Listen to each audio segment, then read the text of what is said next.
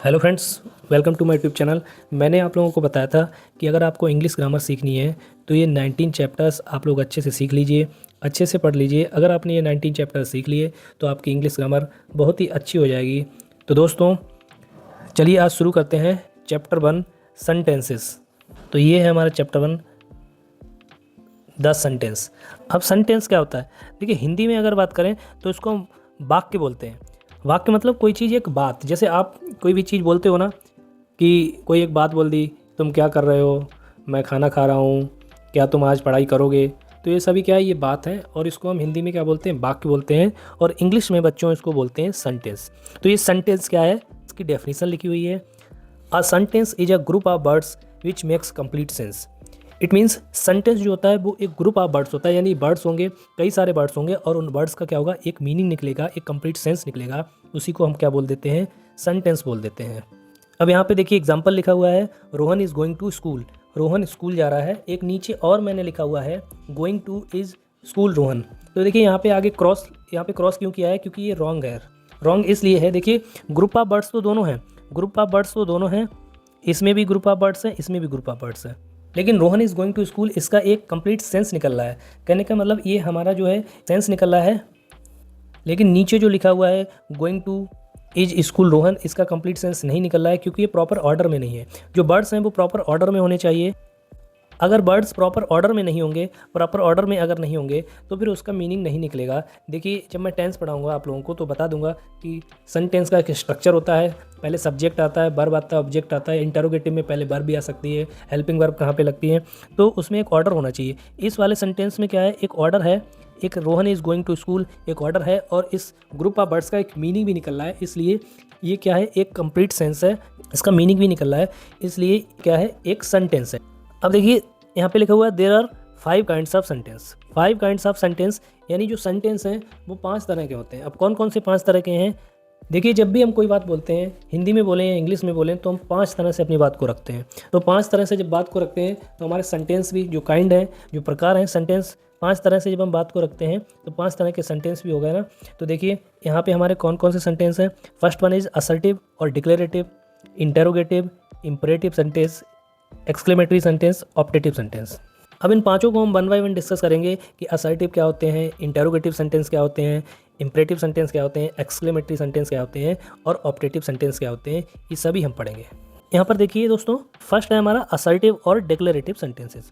Assertive और declarative sentences, इसमें आगे क्या लिखा हुआ है, an assertive sentence states a fact, opinion और idea, it ends with a full stop. An assertive sentence can be affirmative और नेगेटिव। इसका क्या मतलब है? इट मीन्स जो असर्टिव सेंटेंस होता है वो किसी बात को कहता है, किसी ओपिनियन को, किसी आइडिया को। देखिए, सिंपल वे में समझें तो किसी भी बात के होने की पुष्टि को करता है। मतलब कोई भी आप बात हाँ में कर रहे हो तो बात के होने की पुष्टि कर रहा है, यानी ये बात होगी, ये बात होगी। तो वहाँ पर क्या है, ये असर्टिव सेंटेंस है। जैसे कि अगर हम हिंदी में कोई सेंटेंस बोलें कि मैंने खाना खा लिया है, तो ये कैसा है, असर्टिव सेंटेंस है। ठीक है। अब मैं स्कूल जाऊँगा, असर्टिव सेंटेंस है। ठीक है, जिसमें हम क्या करते हैं, किसी बात को कहते हैं और वो बात हाँ में होती है, इसीलिए ये हमारा असर्टिव सेंटेंस। अब देखिए यहाँ में हाँ में हो रही है और बात ना में भी हो सकती है। यहाँ पे क्या लिखा हुआ है कि निगेटिव सेंटेंस। तो ये कोई बात हम दो तरीके से जब करते हैं, हाँ में या ना में, तो ये दोनों ही क्या है, असर्टिव सेंटेंस है।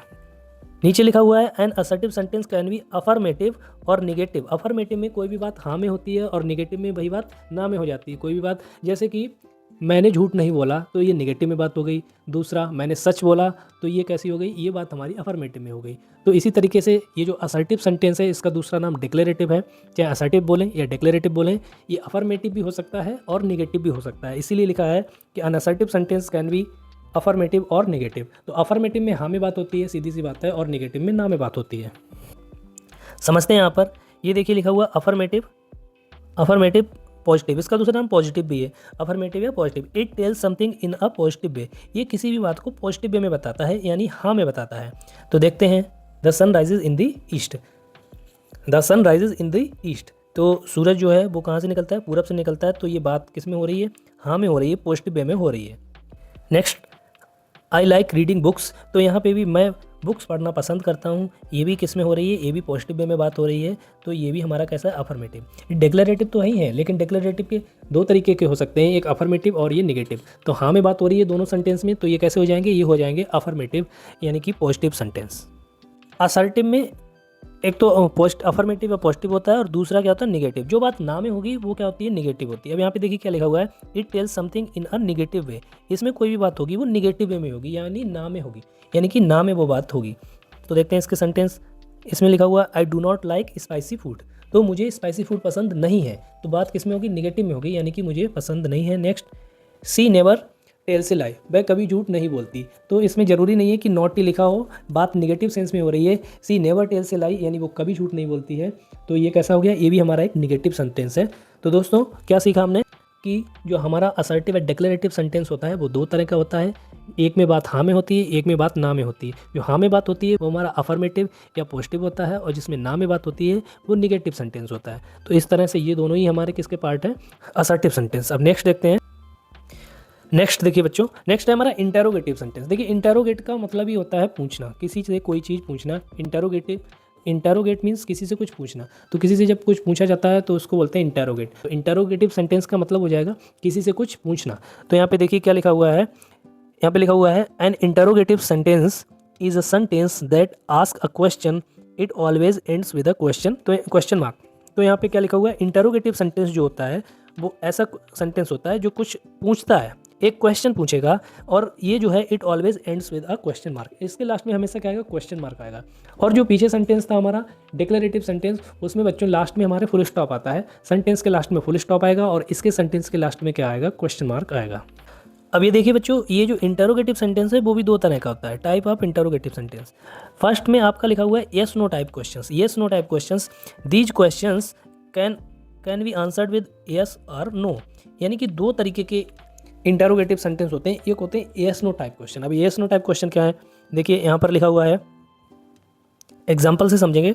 फर्स्ट सेंटेंस क्या है, डू यू लाइक मैंगोज, क्या आपको मैंगोज, क्या आपको आम पसंद है, तो आप यहाँ इसमें आंसर पसंद है तो येस, नहीं है तो नो, तो हो गया ना आंसर।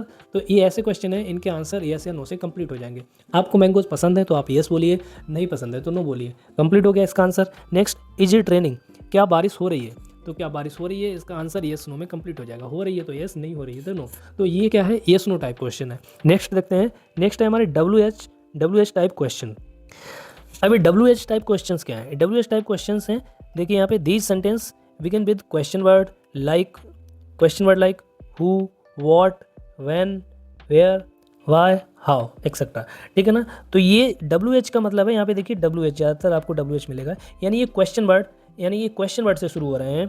तो ऐसे सेंटेंस जो क्वेश्चन वर्ड से शुरू होंगे वो हमारे डब्ल्यू एच टाइप क्वेश्चंस होंगे, येस नो टाइप क्वेश्चंस और डब्ल्यू एच टाइप क्वेश्चंस। तो दोनों हैं इंटरोगेटिव ही, लेकिन इसका जो आंसर होगा वो येस या नो से कंप्लीट नहीं होगा, पूरा आंसर देना पड़ेगा।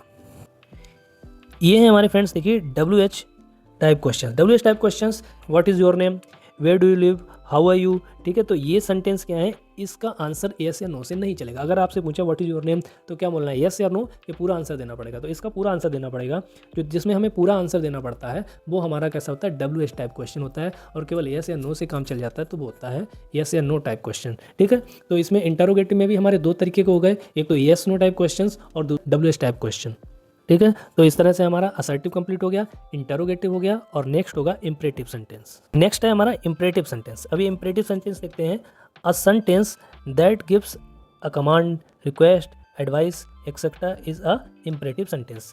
मीन्स सेंटेंस देखिए, एक तो हम अभी समझें कि किसी बात को हाँ में बोलते हैं, किसी बात को ना में बोलते हैं, वो हमारे असर्टिव हो गए। फिर हम किसी से कुछ क्वेश्चंस पूछते हैं, वो इंटरोगेटिव सेंटेंस हो गए।